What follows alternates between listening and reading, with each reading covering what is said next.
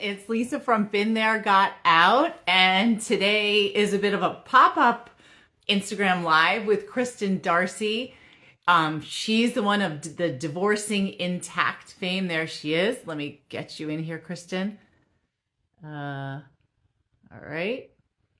Hopefully this works. I'm inviting you to join. Let's see if this works. But anyway, we met recently, and then she put together this huge, incredible summit, and we met a bunch of people from that. I'm checking to see, Kristen, I hope you got, it wouldn't let me invite you. I don't know. Oh, wait, let me do it. We wanted, yeah, that should work. We wanted to get together since Mother's Day is coming up. There you are. She put together this huge, incredible. Why do I hear myself? I just shut you off. Like, oh, that's wild. So I was just saying, so we met a little bit before your huge Divorcing Intact Summit, which seems like a tremendous success. I know we got a lot of people getting in touch after that, which is awesome. And hopefully we might get to meet some of them because a number of them were in one location. And I'm just like, wow, and we're going to be there next month. I love that. Yeah. I'm so happy for that.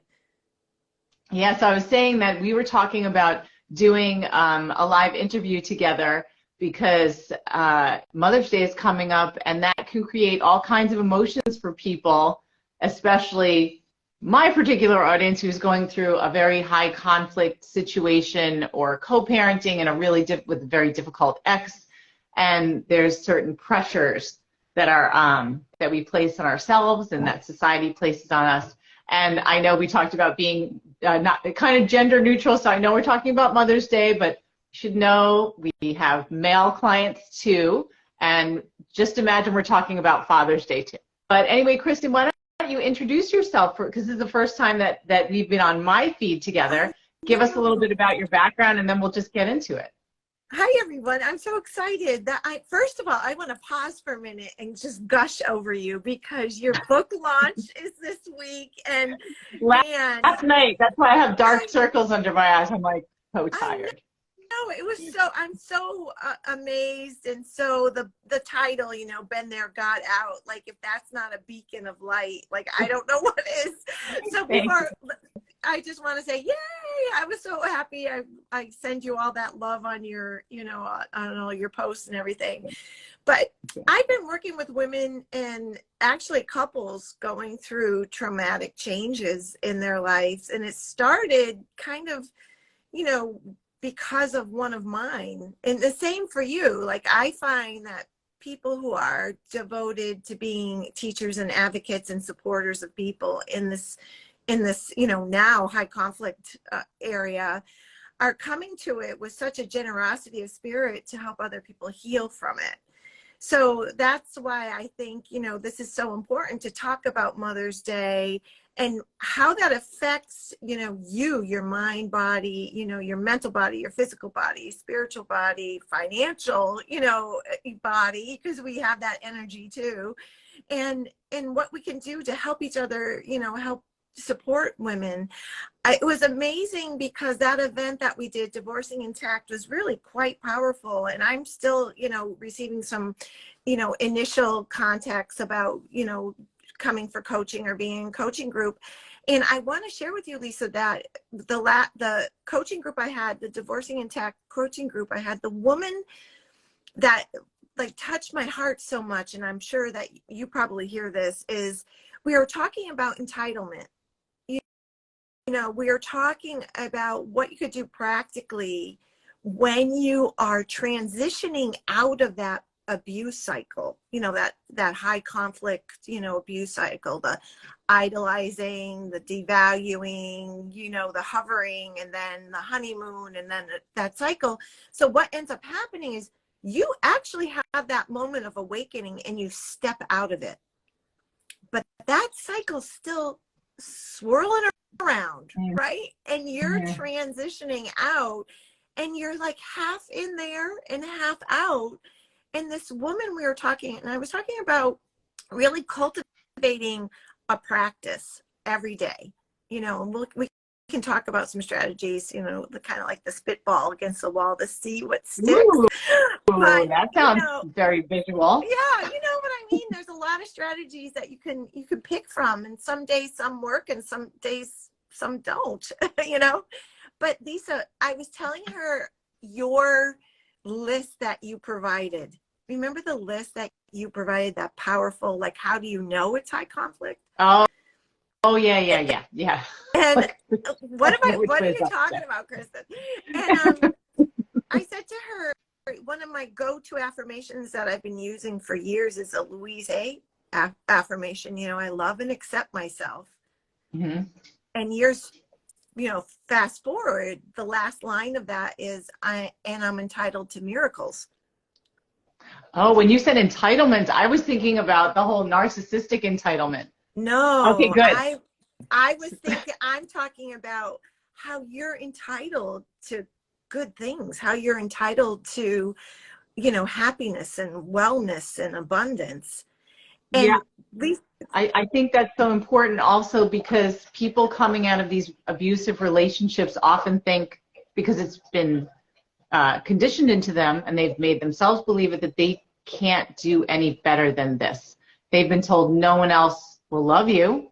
I see you for who you really are, and I'm the only one who loves you, and they're really projecting that from themselves onto you. But you believe it and you think, I'm never going to do better. I don't deserve any better, and maybe I should just stay with this because no one else is going to want me. You know what she said in the chat, because we were chatting, you know, the coaching group was chatting. She said, it's really hard for me to believe I'm entitled to anything. And so I think with your work, you're so empowering, because that's like the wound you get from that conditioning of being in that cycle, that, you know, you're really not entitled. So how do you shift out of that? How do you create a practice? Because it's so jarring when you wake up and you decide, oh my gosh, this is wrong. You know, this doesn't work. And, you know, you and I talked about it when we talked the last time about how we said it just doesn't add up.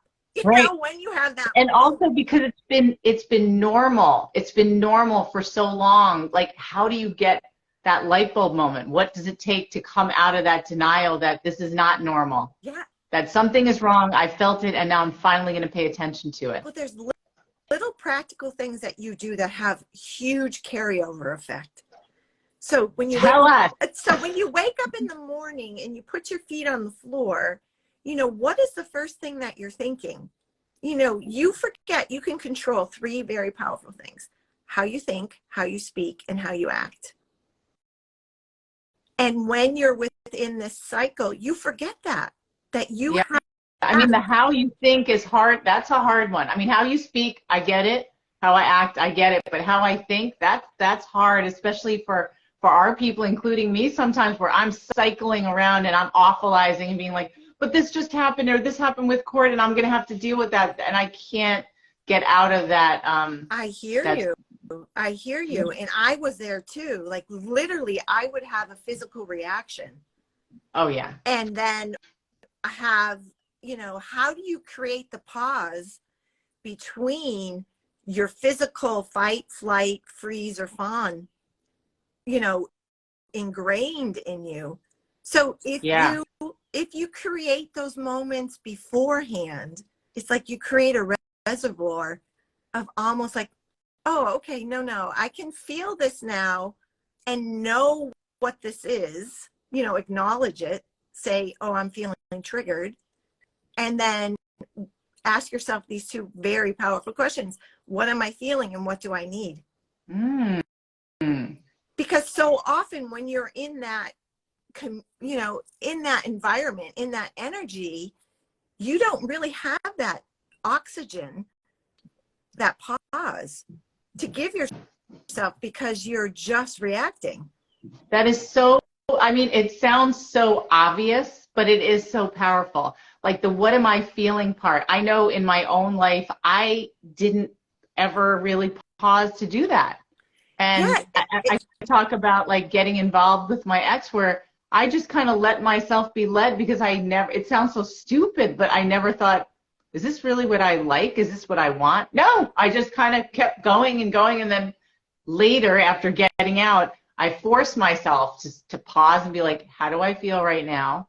Oh, okay, good. But it just seems so obvious, and yet we don't do it. We have to be told, pause. Right. Chris always teases me because I'll be like, how'd you feel about that? And he's like, but you need to like process sometimes. And I love that. Like, what am I feeling? And then what do I need? That's tough. Yeah. That is tough. Is really hard. That's tough because even now, like, and it's so appropriate when we're talking about Mother's Day because, you know, how do you feel about it and what do you need about it? And then right, and not how should you feel, right. Not how should you feel about it. Right, and not only that, how can you ask for what you need? Like that was a hard one for me, like to be able to ask for what you need, because going back to what that client said, you don't feel like you're entitled to take up space. Mm-hmm. So how do you create space for yourself? How do you start creating your space and being yourself, you know, allowing yourself to be entitled to take up that space?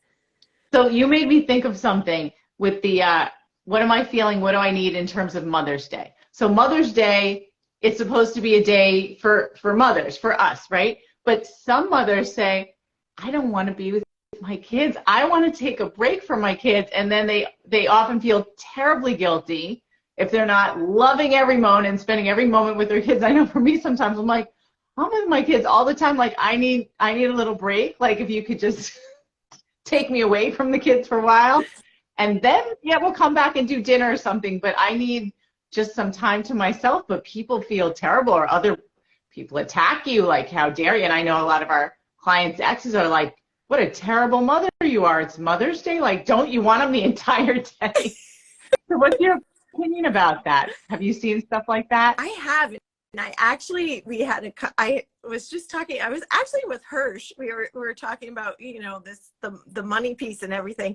And I said, you know what? You can opt out, man. Like if you want to opt out, just opt out of it. You know, you don't have to celebrate if you don't want to.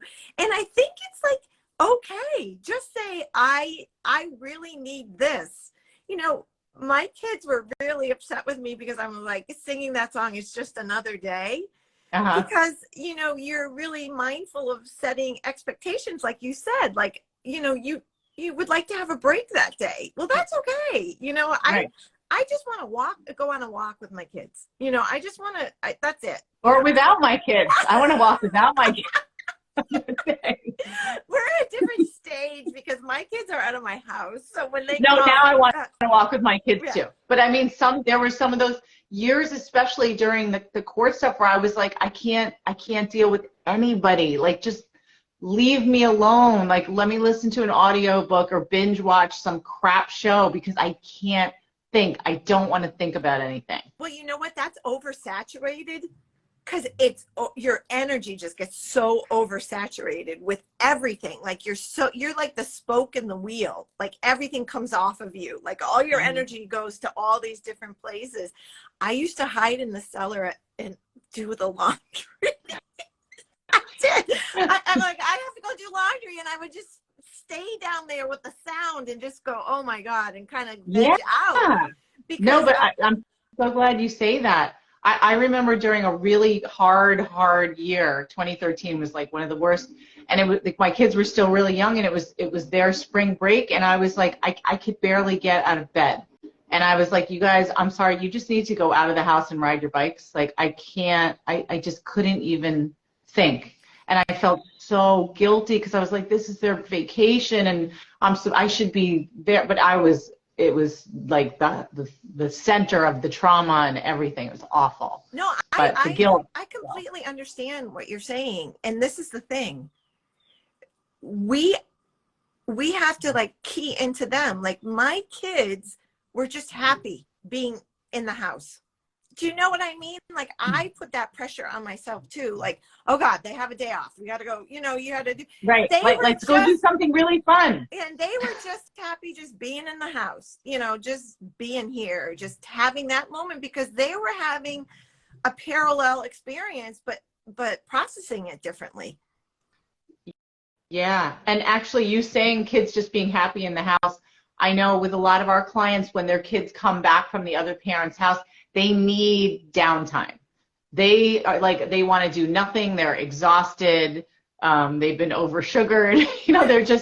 They're crashing. And so sometimes our clients are like, I feel bad because they don't want to do anything with me because they're so tired. But if that's what they need, then that's what they need. Well, you know what? That's so important. I didn't plan on talking about this, but I think it's very important to have a ritual when your kids transition back to your house. Like, I would have a dinner in the crock pot that if you needed to eat, you could eat. My kids would come home. They would actually go right in the shower. We had 2 showers. Wow. They would go, because that was just their decompression time.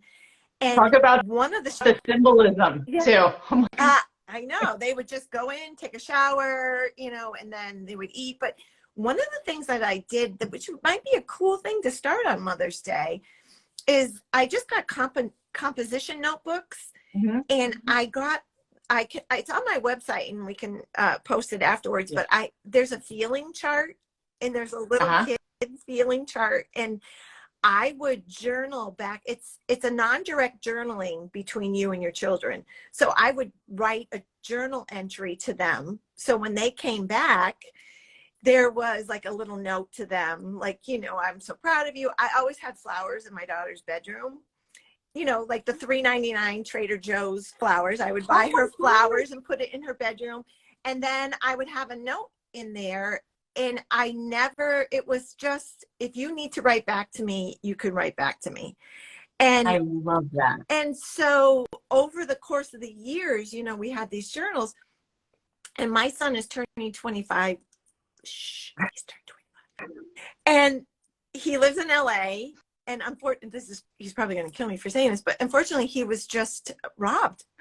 They took his bag, oh my God. Back and everything. And he called me and he said, Mom, they got my journals. Oh no. And I was like, what journal? And so he had a card in some of the journals that we had back and forth to each other. So maybe the best Mother's Day present or Father's Day present would be to start this kind of beautiful, intimate journaling back and forth. At first when I put it in their rooms and said, hey, if you want to talk to me or if you want to just journal, we can use this together. And my daughter said no and like whipped it at me. She's like, I'm never using this. And she was the one who would go to that in those moments of, overwhelm or oversaturation and just write in it. And I look at them now and some of it is heartbreaking, but the other part of it is like there's just this deep, intimate connection of being validated and heard. And wow. And I think for us as, mentors and advocates, a big piece of this is we go into this court system thinking naively, like we're going to be heard, we're going to be validated. This is going to be fine, we're going to get help. And it's the exact opposite. Mm-hmm. And so what can you do within your household to support your voice, keeping it strong, and acknowledging your feelings, acknowledging and your kids' feelings too. Oh my gosh, Kristen, I love that. I've kept journals myself since I was like 12 or 13 years old, so decades worth of writing. And I think that the most important heirlooms for me are journals and photo albums and things like that. And when you said your son was robbed and those books were taken, I feel like that is such a tragedy because that's his history with you. So and he said to me, Mom, they took your cards.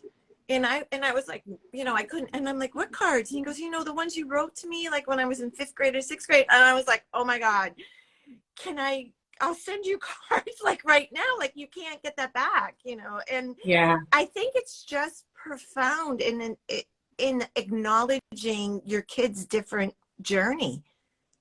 Yeah. Yeah. But but also what you said, so the journaling back and forth, like I love that, the message, you know, and if they feel like it, they can, and if they don't, they don't. But it also records history. Like that's their childhood. I'm thinking now, so my daughter's upstairs, she got back from college, she's 19, but I'm like, I wanna do it. Like I love that. And the thing about the flowers in your daughter's room, she would love that. When my kids were little, every Easter I do like a little jelly bean trail, and they're like, why don't you do that anymore? I'm thinking I should probably give it. Now they don't live at home for Easter, but there's got to be something I can do. Maybe, I don't know. I'll have to figure it out. But I love that idea of having things for them. I mean, because don't we all love coming back to something and being like, oh, it's just they consistent. thought of me. Yeah, you know, it's just consistent. Like I know, you know, it was tough out there maybe, or maybe it wasn't, but when you come home, this is what's consistent. This is what you can expect. And you know, the rub of that is what you said. It's like, you know, I just said to my son, I'm not the fun parent. I know I'm not the fun parent. I'll never be the fun parent because I'm, you know what I mean? Like I'm the custodial. Everyone here who now and who watches later, they know what that means. I'm like, you know, I'm the, you know, okay, you got robbed, let me help you. You know, yeah. kind of, but you're the swoop in and try and save parent. Yeah. Yeah. I know. So I wanted to circle back to, you know, journaling is really, you know, really powerful because why? Because you connect both hemispheres of your brain, right? You have your logical and your emotional, and physically writing down, it's like that is a release of that energy. It comes down your arm, out in your paper, and it's a release. And so I'll tell you a story. You know, there's the Divorcing with Grace download that, you know, I'm hoping we could just give to people today too. Part of that is writing 10 things you're grateful for every day. So you ask how you change your thinking. I had a client not too long ago, and she was a long-standing client, and she said, you know, at first when you said to me, I want you to, you know, do a gratitude journal, and she's like, well, I do that, you know, but, and she said, I did it because you asked me, not because I really believed in it, but because you asked me and it was part of my homework. And then something really horrific happened, and she called me and she said, you know what, I don't think if I didn't have that practice, I would be standing. Like if I didn't have that grounded gratitude, which shifts your perspective, right? It does. So even in those stinky, crappy moments, oops, sorry, of, you know. Oh, you can say that. I didn't hear it. That was nothing. Oh, I hear a lot worse than that. You know, moments, if you're like grateful. So going back to how you asked, how do you change how you think? You know, every morning when I wake up and put my feet on the floor, I stop for a minute and just say, thank you, thank you, thank you. Thank you, thank you, thank you. And I've been doing that, and I feel off when I don't do it. It's almost like it's so ingrained that if I wake up and for some reason, you know, have to do something and don't take that moment of pause to set my radar, to be grateful, you know, to be looking for things in a gratitude mindset, I'm off.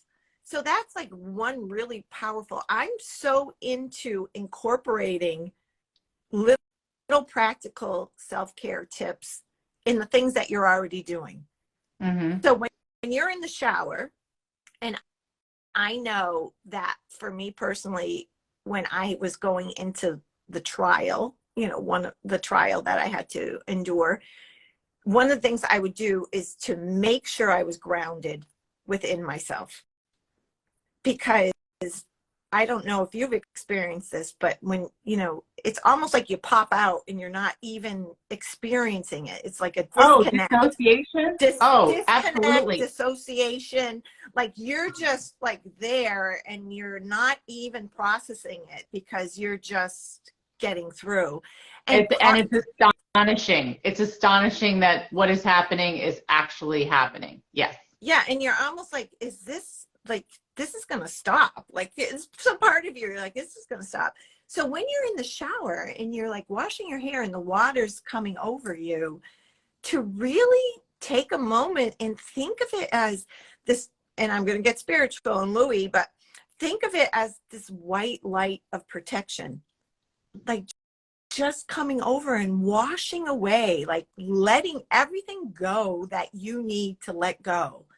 And just like that water, when you wash your hair and your suds goes down the drain, just let that go. Like, let it go. Know that you're protected and you're safe.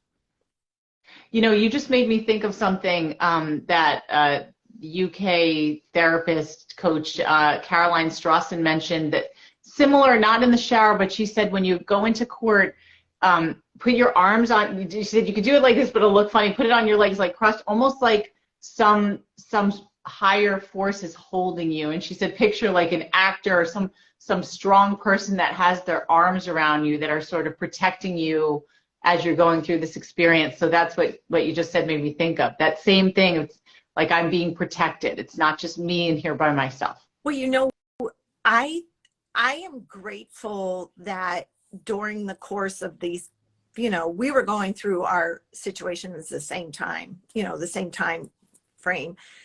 My spiritual foundation was what got me through. You know, like I'm so into crystals. You know, I had a crystal on when I went into court, and literally I would ask my guardian angels to go first. Interesting.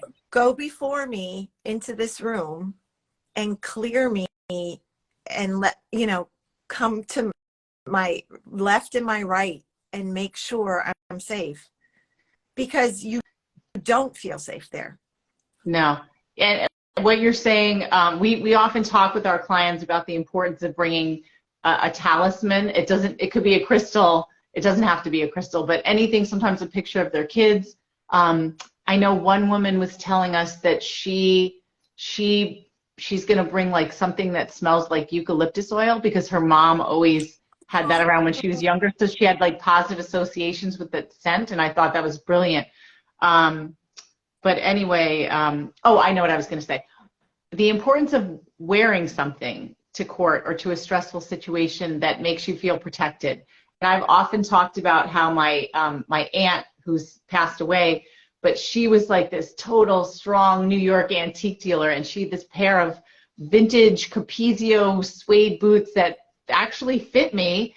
And so those are my court boots, and I wear, every time I've gone to court, I wear them because I feel like she's protecting me, and I'm carrying her with me into that courtroom, and her strength and her sassiness like gave me courage. I love that. I love that. That brings tears to my eyes, because we need that. This is so intangible. Like what you're going through is like so, it's crazy making. So when you bring it down to ground you in and to remind you that the universe has your back, you know, it's conspiring for all good things for you.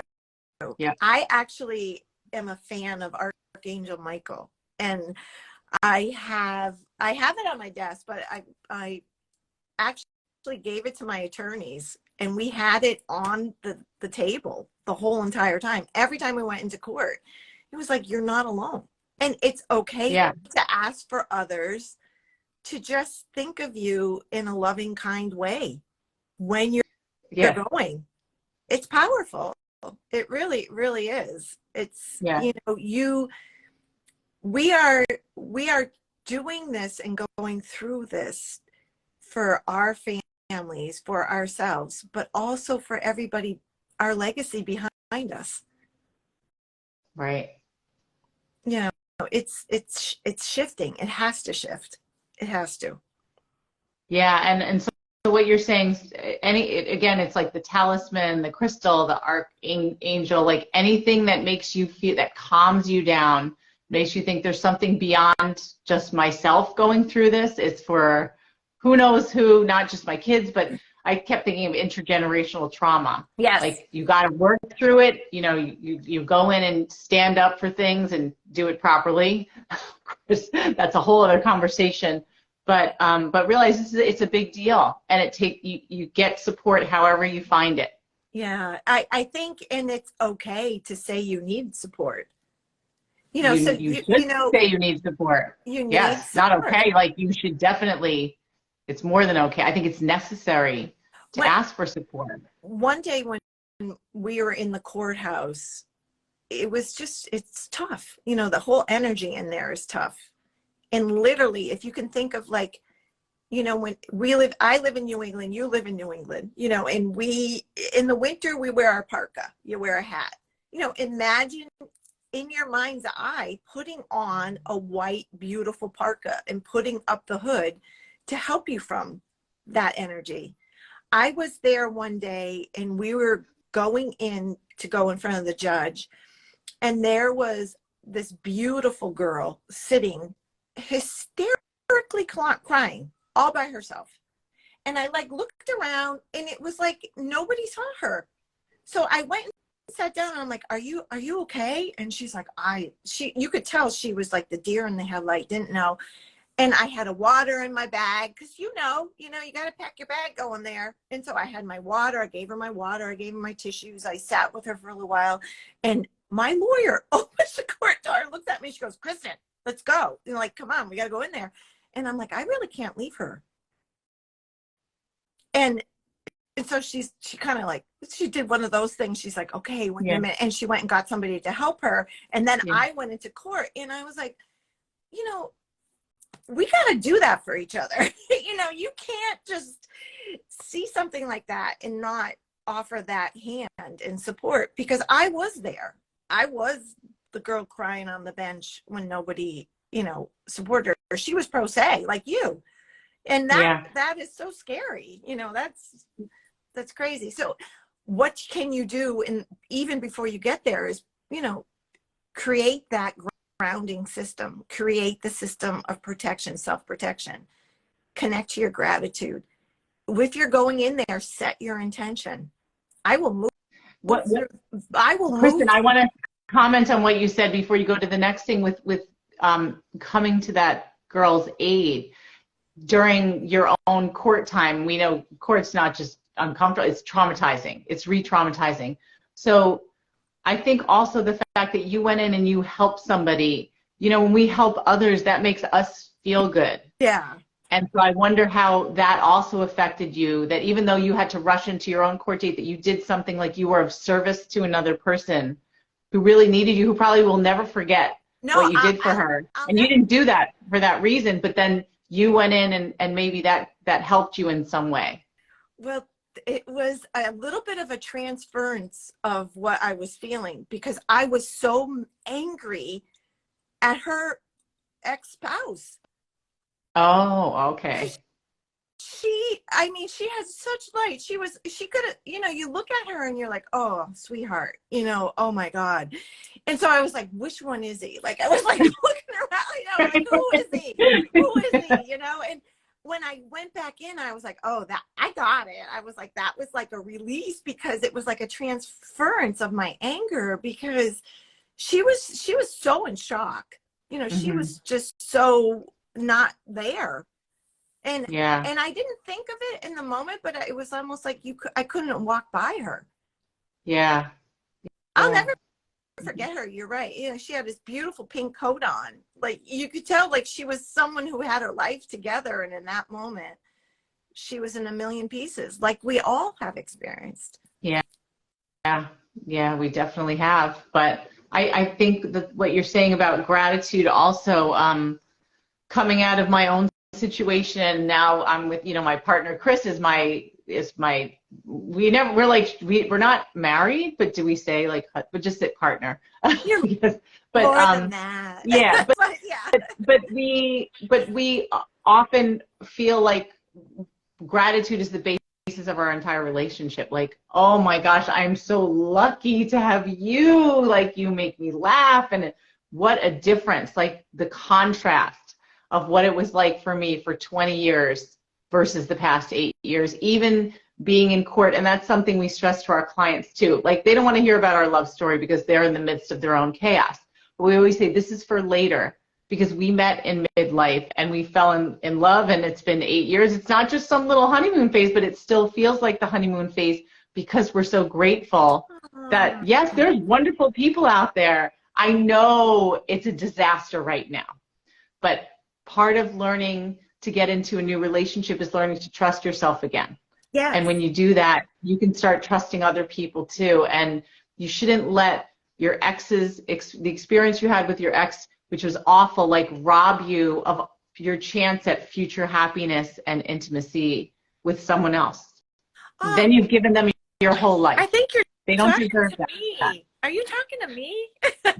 I guess I'm talking to you, Kristen. You know why? Because it was interesting because I was thinking, you know, if I had a mulligan, what would I do over? Right? Mm-hmm. And part of it was, you know, I dated a few very nice men, but in my head, I thought it wasn't fair to them to be part of the community. Wait a second. This goes back to the first line you said, like, I am not entitled to good things. I know. And so I'm telling you, what you said was something I had tucked in the back of my brain I wanted to talk about. Because, you know, you are entitled to be cherished. Exactly. You are, I love that word. You are entitled to be nurtured. You are entitled to be the you know, the queen. You know, you are. And, you know, I look back now and I was like, oof, you know, I could have played that one different. You know, there was a couple of very nice men that would have been very good partners that I, you know, stopped because I was like, eeks. You know? Wait a minute. Why do you say I could have played it differently? Here you are. You're still here. Oh, you calling me out in front of everybody. I am calling you out. Like, this is not, you're not done. No, I didn't mean it like that. I just mean, like, if you're feeling, you know, how I felt, like, you know, it's not fair to someone else. And that goes back to the balancing of the giving and receiving. Because when you were talking about your partnership with Chris, you were glowing because it is balanced. And everyone should be in a relationship and experience that in this lifetime. Yeah, they should. But if they don't get to the point where they're willing to put themselves out there again, then it won't happen. Like, people are often like, I'm good, I'm out of that, I'm healing, I'm wonderful, that's great. And you can stop there, that's fine. But there's a whole other world of, like, intimacy and being cherished. And, you know, when you say that word cherished, when Chris and I first got together, one of the things that I learned, which goes back to the beginning of this conversation, was to pause and think about how I feel and decide what I need. And I didn't realize I was doing that. But after our first date, I was like, wow, you know, not attracted to him, but I like him and I had a good time. And then, of course, things obviously changed. But as we started getting a little bit closer in the beginning of the dating process, I thought, every relationship I've ever been in romantically, they've said, I love you first. And I just felt obligated to say it back. So with Chris, I said, it's really important to me that you don't say I love you to me. I need to be the one to say it when I'm ready. Because I just can't, like, the dynamic of my previous relationships, I just let myself be led. So you have to let me say it first. Don't say it. So he said, okay. And then he's like, but can I say other things? I was like, yeah, you can, but don't say other things. But so I can't hear you. but he looked up synonyms, and cherish and adore were words that were used before I said I love you. And but those words are so beautiful, and they're kind of quaint. You know, we don't usually say I cherish you, but cherish is like a rich word. Like, I really value you, and I love spending time with you, and you know, you're so important to me. Like, cherish is a beautiful word. And so when you just say, I am entitled to be cherished, like, whether it's with a romantic partner, a friend, or whatever, but another person, it has to be another, somebody should appreciate you to that level. I love that. And you know what? Write that baby on your mirror. I am cherished. I deserve to be cherished. I love and accept myself, and I'm entitled to be cherished. You know, those are just powerful words. Write that 3 times a day. Write it. I have my day runner on my desk, and I have my calendar and my computer. Every morning I write my affirmation. Yeah. That's I really like what you said about like the thank you, saying it 3 times, because that also ties into the gratitude. You're beaming that out. Like I have been in really dark places in my life because of horrific things. And, you know, I'm an awfulizer. You know, I get right on that bus and drive that right to. We all are. All of our clients are too. Yeah, like that's. I have to be told, stop it. Let's interrupt that. Right. I was just on with a new client, and she's like, "I'm a mess." I was like, "That's okay. That's part of it. You know, I love messy. You know, it's okay. You're gonna be messy." And it's accepting the messy. You know, accepting the moments of awfulizing. Right, and I have it. That's part of the cycle. Like we call our clients puddle. We say you're a puddle. Like you're a puddle right now. That's okay. Like of course you're a puddle. We're going to turn you into a ninja. One of the things I did as a parenting tip, and also, you know, when my kids were awfulizing and having a rough moment, I'm like, hey, how about like 20 minutes of this? Let's just go at it, you know. And if it was 20 minutes of crying or 20 minutes or whatever, and I said, we're going to use those minutes just to go at it, whatever you need to do, and then we're going to come up with like an action. And so down the line, you know, my son's an adult man now. I was having a moment. I was just having a moment, you know, just having a moment. And he was actually making himself an egg, and he turns around and he goes, so how you got 20 minutes? And then we're going to like move through this. I'm like, okay. So you love when your kids flip it on you. Yeah, I'm like, oh, now I know how that felt. But it's okay to feel and be it and go into it. You gotta do it, baby, because if you don't, it just stays in there. It just stays in, and it's got to get out. So, and this is the other thing I used to do. I used to write stuff on a sticky note. Oh, like we have Post-its everywhere. And stick it on my computer, and then make a time with myself to read them. Oh my God. That's funny. We have that in common, Kristen, because we tell our clients, like, write that on a Post-it note, put it on your mirror in the bathroom and on your laptop. No, I'm talking about those thoughts that send you derailing. Oh, no, I'm talking about good things or funny things. So that too, like I have stuff all over Post-it notes, but when you find yourself, you know, going over and over, physically stopping and writing them down on a sticky note and putting them someplace, and then have a 10-minute meeting with yourself and read them. Like I would laugh at myself because I would say, okay, I'm going to give you my attention and you're going to come out. You know, what happens if, you know, I'm so afraid that blah, whatever it was, I'd write it down, put it on a sticky note, put it on my computer, and then have a date with myself and read them. Mm-hmm. And it's a release. It's a release. Well, I'm like, have a date with yourself or have a date with your coach, because I think our clients, they cannot work through a lot of that themselves. They need another person to be like, no, that hasn't happened yet. Right. And it's okay. Basically, all fear talk. You know, it's the fear talk. I love that you said that, because it's one of the things that I have my clients do, that we circle back and, she or he will read them to me. Mm-hmm. And then we're like, okay, what do you need? You know, what do you need right now? What can we take action on? You know? Yeah. Yes, we're saving this. Someone just asked if we're saving these. This is going to be recorded and posted. Let me check this out. Oh my God, we've been talking for almost an hour. Go. I know. Kristen, I love the winding path that this conversation has taken. I mean, we've covered a lot. We didn't just talk about Mother's Day. We talked about all kinds of stuff, I think. Yeah. Like really helpful things. I've learned some things too, and I'm definitely going to start that tradition. I hope my daughter can't hear because it'll be a surprise, with the journaling back and forth and the flowers in the room. And of course, if you have kids that aren't into flowers, but just something nice to have for them when they come back from either the other parent's house or from a trip, depending on how old they are, whatever. But oh my gosh, that's just lovely. Zip a lip and don't say anything about it. And then just like it's like a little secret just there for them.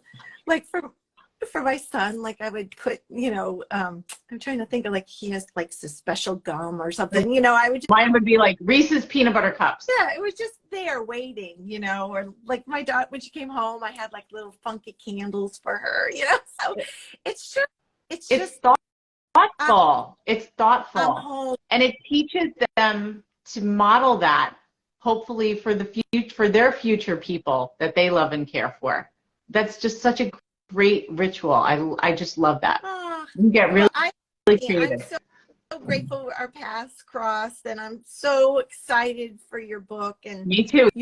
Thank you, Tracy Malone, right? I know. Didn't Tracy introduce? I love her. But I wish you the best, and I'm going to promo. I actually ordered a few of your books just to have and give away. Oh my God. Thank you so much. That's so nice. Well, you tell me whatever I can do to help you, and I love doing that divorce summit with you. Yeah, that was so much fun. Again. We had a lot of people respond. Like we have to do it again. Maybe I'll do it in June. Yeah. Oh my gosh. Well, let me know. Okay. Let me know. But anyway, hope everybody got something out of this. I know I did. I'm going to post the recording right after. And Kristen, how can people find you? Well, they can find me on Instagram, or they can find me on my website, KristenDarcy.com. And there's a whole bunch of goodies this month because, May can be challenging with all the, Mother's Day and graduations and, all the other things coming up. Right. So not just those, but every day can be a little bumpy. So there's a lot of support stuff, goodies. I love goodies. Yeah. So I love giving them I know. But thanks for calling me. I want to come stay at your house and see what you have in little guest rooms. I love that. Basket. Hey, thanks for calling me out. I appreciate it. I have stuff to do too.